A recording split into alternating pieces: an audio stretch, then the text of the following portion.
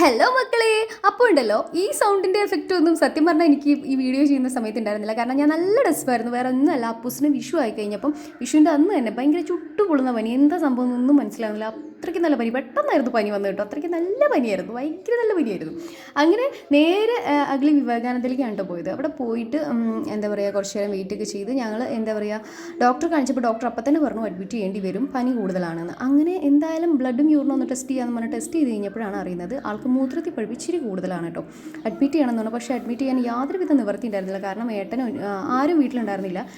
പിള്ളേരാണെങ്കിൽ വീട്ടിലാക്കിയിട്ടാണ് ഞാൻ പോയിട്ടുണ്ടായിരുന്നത്. സോ എനിക്ക് എന്തായാലും തിരിച്ചു പോകേണ്ടത് അത്യാവശ്യമായിരുന്നു. അങ്ങനെ ഡോക്ടറെ അടുത്ത് സംസാരിച്ച് മരുന്നൊക്കെ മേടിച്ചിട്ട് തിരിച്ചു പോയിട്ട് എന്താ പറയുക, അവൻ്റെ ഭാഗ്യം എന്ന് പറയട്ടെ, അല്ലെങ്കിൽ ഞങ്ങളുടെ ഭാഗ്യം എന്ന് പറയട്ടെ, സമാധാനം എന്ന് പറയുക.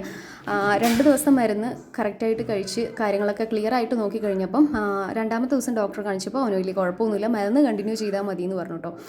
അങ്ങനെ വരുന്ന വഴിക്ക് എന്തായാലും ഞങ്ങൾ ഹോട്ട് ആൻഡ് കൂളിലൊക്കെ കയറിയിട്ട് എന്താ പറയുക ഒരു അവിൽ മിൽക്ക് കഴിച്ചതാ. ഈ ഒരു സംഭവം ഉണ്ടല്ലോ, ഇതെനിക്ക് ഭയങ്കരമായിട്ട് കണ്ണിൽ ഉടക്കിട്ടോ. മാഷ്മെല്ലോ ക്യാൻഡിയാണ്, പക്ഷേ അടിപൊളി ക്യൂട്ട് ലുക്ക് ആയിട്ടുണ്ട് കേട്ടോ. എനിക്ക് ഇങ്ങനത്തെ ഐറ്റംസിനോടൊക്കെ ഭയങ്കര ക്രേസാണ്.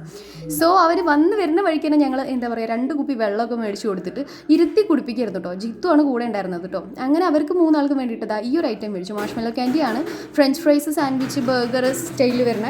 അങ്ങനെ വീട്ടിൽ കൊണ്ടുവന്നെടുത്തപ്പോൾ അവർ ഹാപ്പി. പക്ഷേ ഇത് ഫുള്ളായിട്ട് അവർ കഴിച്ചില്ല കേട്ടോ, ടേസ്റ്റ് ഇഷ്ടപ്പെട്ടില്ല. അങ്ങനെ ഞങ്ങൾ നേരെ വീട്ടിൽ നിന്ന് വന്നിട്ട് നേരെ പുഴയിലോട്ടാണ് പോയത്. പോകുന്ന വഴിക്ക് വാട്ടർ ടാങ്കിൻ്റെ മുകളിൽ ദൈവളം വരെ ഇങ്ങനെ സ്റ്റൈലാക്കി നിൽക്കുന്നത് കണ്ടു കേട്ടോ. ചുമ്മാ ഒന്ന് വീഡിയോ എടുത്തു, കേട്ടെ.